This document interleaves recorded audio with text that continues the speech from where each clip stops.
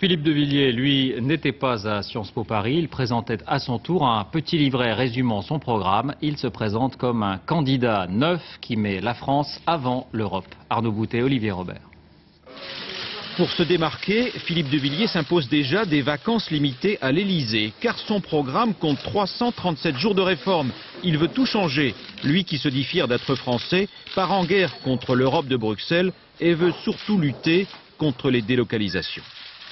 L'euro est un facteur majeur de délocalisation fiscale. Je veux que nous passions d'un euro cher à un euro pas cher. Un euro pour la ménagère, un euro pour l'entreprise, un euro pour le pouvoir d'achat et pour l'emploi.